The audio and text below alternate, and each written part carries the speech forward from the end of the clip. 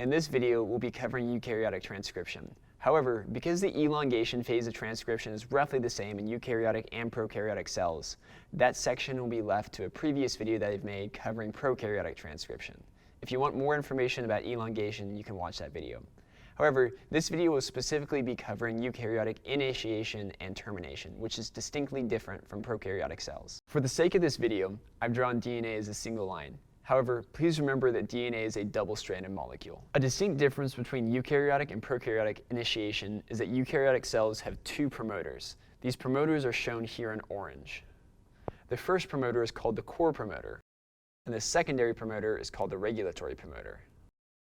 The enhancer site is a site far upstream from the regulatory and core promoters. The enhancer site may be tens, hundreds, or even thousands of base pairs away from your core promoter. However, the section of DNA in between the promoters and the enhancer may fold over, allowing the enhancer site to interact directly with the basal transcriptional apparatus. Proteins called transcription factors, or TFs, bind to the core promoter. However, proteins called TAPs, or transcriptional activator proteins, bind to both the enhancer and the regulatory promoter, which help increase the rate of BTA assembly. An important structure in the core promoter is a consensus sequence called the TATA box. The TATA box is a notable site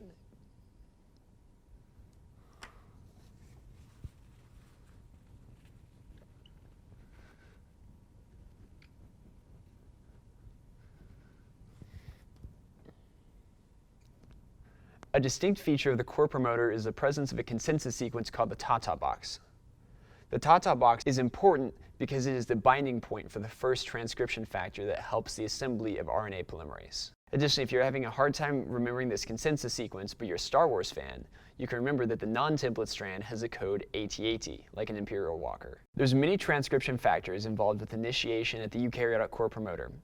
Some major ones that you may know are TF2, these variants being A, B, D, E, F, H, and more. For the purpose of this course, D is the most important one to know. Transcription factor 2D contains an important domain, a protein portion called TATA binding protein. TATA binding protein will bind to the TATA box, but also the binding of transcription factor 2D will initiate the binding of other transcription factors, as well as RNA polymerase. As the transcription factors, other associated proteins, and RNA polymerase bind to the core promoter, we form what's called the BTA, or the basal transcriptional apparatus.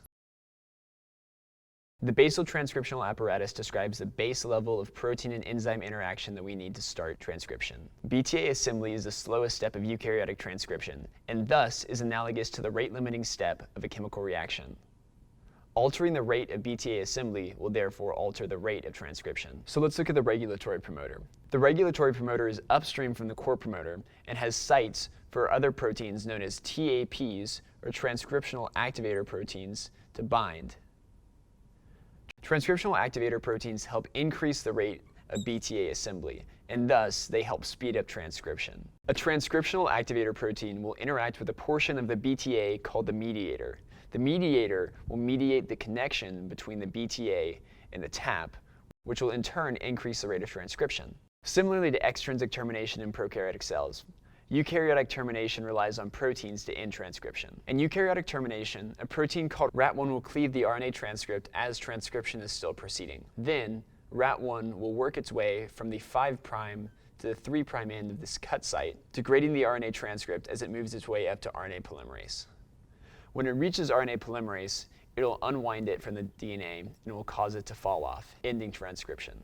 Eukaryotic cells have many types of RNA polymerase. However, for the purposes of this course, we're going to be talking about RNA polymerase II. RNA polymerase II is the type of polymerase responsible for creating mRNA. However, other types of RNA are created by other types of polymerases. I hope you found this video really helpful. The concepts and information presented in these videos will be true no matter what genetics class you are taking. However, the concepts presented in this video are referencing material currently covered in Baylor University's coursework. Remember, if you are currently enrolled as a Baylor student, we offer free tutoring services.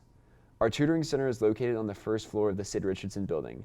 You will find all the details you need to know about these services on our website, www.baylor.edu/tutoring. You may schedule a free 30-minute one-on-one tutoring session online through Navigate, or just drop in during our open business hours. For more information about our current services, please visit our website. Thank you.